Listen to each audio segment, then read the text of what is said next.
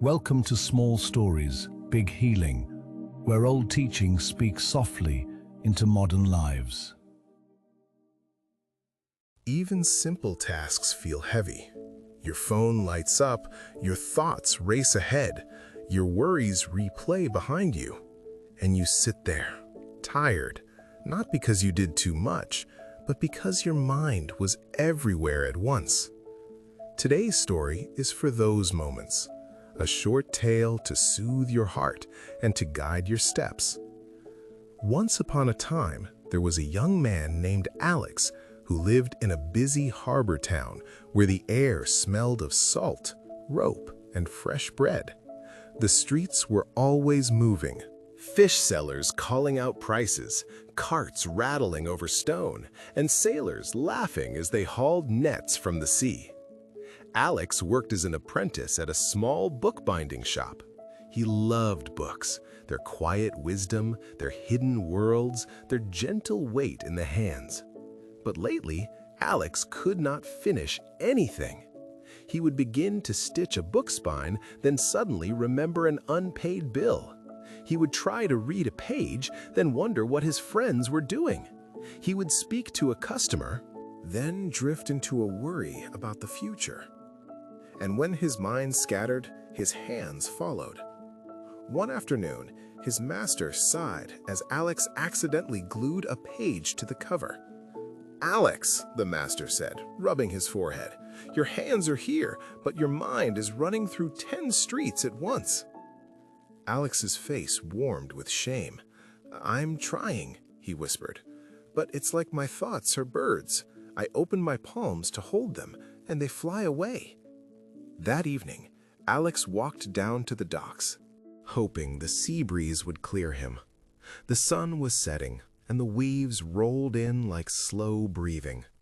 Still, his mind raced. What if I fail? What if I disappoint everyone? Why can't I just do one thing like other people? He noticed an old woman sitting near a stack of bamboo poles. She was mending fishing nets with calm hands and a calmer face. Her hair was silver, her posture straight as a reed. In front of her sat a simple wooden bowl filled with water. Alex stopped, as if the stillness around her had quietly called him. The old woman looked up and smiled. "You walk like someone chasing his own shadow." Alex blinked. "I didn't know it showed." "It shows," she said kindly, "because your steps don't land. Your body arrives, but your mind keeps traveling." Alex hesitated, then bowed politely. "I don't mean to be disrespectful, grandmother, but how do you sit so calmly in a place like this? The world is noisy. My head is noisier." The old woman gestured to the bamboo beside her. "Help me carry these poles to my workshop. If your mind insists on running, let your feet at least go somewhere useful." Alex nodded quickly. Anything was better than being trapped in his own restless thoughts. Her workshop was small and plain, tucked behind a narrow lane. Inside there were baskets of thread, bundles of bamboo, and a little wind chime that made the softest sound when the air moved. The old woman introduced herself. "My name is Asha." Alex repeated it. "Asha." She set the bamboo down and pointed to a stool. "Sit. Tell me, what do you want?" Alex opened his mouth, then closed it. He hadn't been asked so directly in a long time. "I want to focus," he admitted, "to do my work well, to finish what I start. But my mind jumps from one thought to the next, and by the end of the day I feel like I've been dragged by a wild horse." Asha nodded slowly, as if she had heard this many times, not only from others, but from life itself. She placed a smooth bamboo stalk in Alex's hands. "What do you notice?" Alex looked. "It's bamboo." "And inside?" Asha asked. Alex tapped it and listened to the hollow sound. "It's empty." "People think emptiness means lack," Asha said, "but bamboo's strength comes from its hollow center. Because it is open, it can bend without breaking. Because it is empty, it can carry water. Because it is not stuffed with noise, it can sing when the wind passes. Alex stared at the bamboo, then down at his own hands. My mind doesn't feel hollow. It feels crowded. Asha stood and returned with a jar filled with cloudy water. She set it on the table between them. "Look," she said. Alex peered into the jar. The water was murky, full of floating dust. Asha picked up a spoon and stirred it quickly. The cloudiness rose into a storm. "Now tell me," she asked, "how do you make the water clear?" Alex spoke without thinking. "You stop stirring." Asha's eyes softened. "Yes." She placed the spoon down. The water continued to swirl for a while on its own, then slowly began to settle. Asha tapped Alex's forehead gently with one finger. Not hard, just enough to wake a sleeping thought. "This is your mind," she said. "You say you want focus, so you stir harder. You push. You scold yourself. You chase your attention like a thief. But every chase is another stir." Alex swallowed. Her words felt uncomfortably true. "So what should I do?" he asked. Asha opened a small box and took out 3 thin threads, one red, one blue, one gold. She held them up. "This," she said, "is what most people do with their attention." She tied the red thread around Alex's finger. Worry. She tied the blue thread around another. Regret. She tied the gold thread around another. What ifs. Then she gently pulled all 3 at once. Alex's hand tightened and his fingers stiffened. "When your attention is pulled in 3 directions," Asha said, "your life becomes a knot." Alex laughed weakly. "That's exactly how it feels." Asha nodded. "Focus is not a force, it is a return." She untied one thread and placed it on the table. "For the next 7 days, you will practice a simple thing. Not 10, not 5, 1. Alex leaned forward. "What is it?" Asha slid a small candle toward him and placed it in the center of the table. Then she set a plain bowl beside it. "Each morning," she said, "light this candle. Place your hands on either side of the bowl and do one task for the length of the candle's first breath." Alex frowned. "First breath?"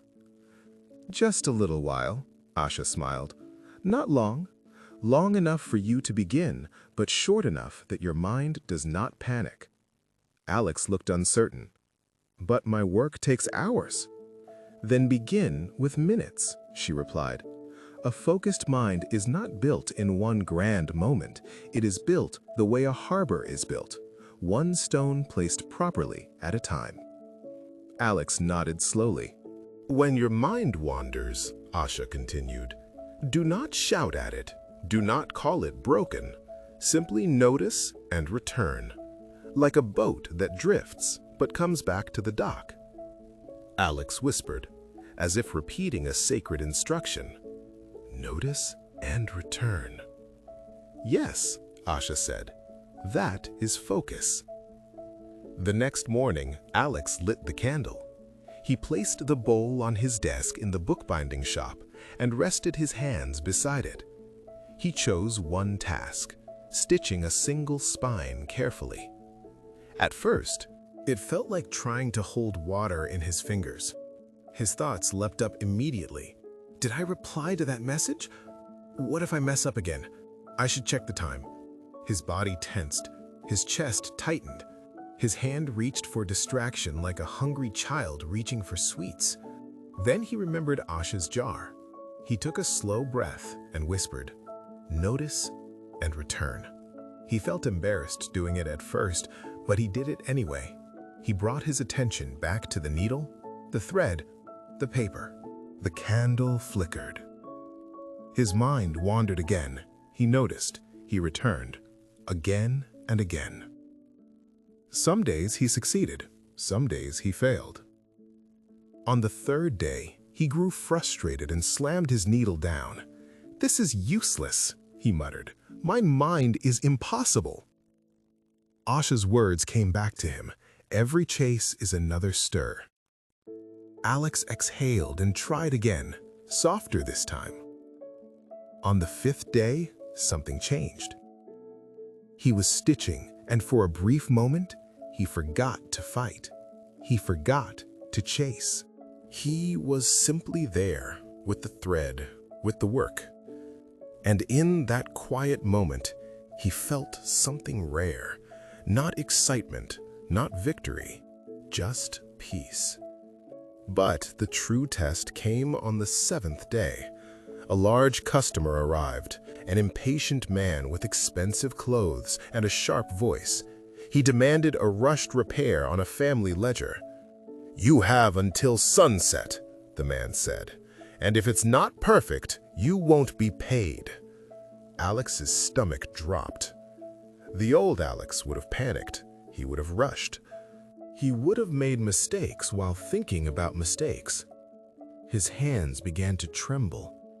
And then, like a small lantern appearing in fog, he remembered the candle. He didn't have a candle now, but he had something better. He had the skill of returning. Alex placed the book on the table. He rested both hands on either side of it, just as he had practiced with the bull. He took one breath. He said silently, "Notice and return." He focused on the next stitch only, not the whole book, not sunset, not the man's threat, just the next stitch.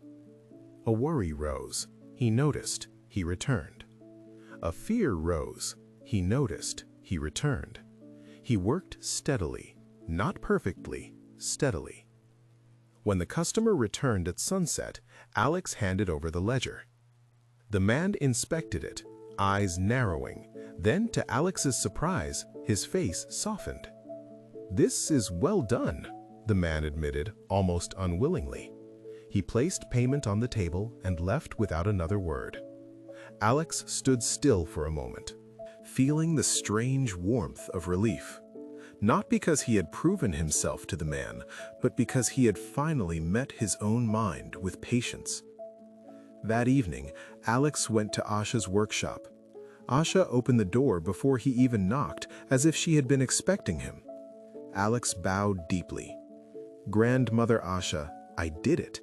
I mean, my mind still wanders, but now I know what to do when it does." Asha poured tea into 2 cups. "Tell me."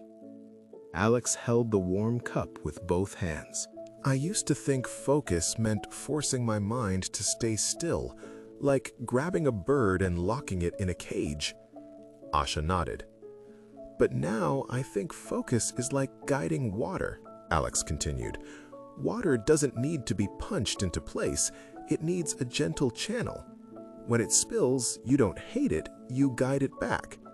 Asha smiled. Alex looked at the bamboo in the corner of her workshop and added quietly, "And maybe the goal isn't to fill my mind with control, but to make it hollow enough to hold one thing at a time." Asha raised her teacup. "That is the lesson I wanted to teach." Asha looked into Alex's eyes and spoke slowly. "A focused mind is not a mind that never wanders. A focused mind is a mind that returns kindly again and again." And now, dear listener, let me ask you, have you been stirring your own jar? Have you been chasing your thoughts with anger, scolding yourself for being human? If so, take a gentler path. Choose one small task. Give it a short window, just a few minutes. When your mind wanders, do not panic. Whisper inside yourself, notice, and return. Return to your breath. Return to your hands. return to the one stitch in front of you. Because your life is not built in a flood of attention. It is built in the quiet placing of one moment upon the next. And little by little, you will become like bamboo, strong, open, and steady, able to bend without breaking. If you learned something today, or if Alex's journey brought you even a small sense of calm, I invite you to stay connected with us. This is Small Stories, Big Healing, short tales to soothe your heart and guide your steps. If this story should reach more people who are struggling with focus and distraction, please don't forget to like this video, share it with someone who might need this reminder, and comment below, what does focus mean to you? Your one comment may encourage someone else who feels scattered tonight. And if you'd like more stories that bring gentle comfort and insight, please subscribe and ring the notification bell so you don't miss the next healing tale. Until then, place one stone carefully and let the rest of the path unfold. Small Stories, Big Healing will be here with another tale whenever your heart needs a gentle reminder.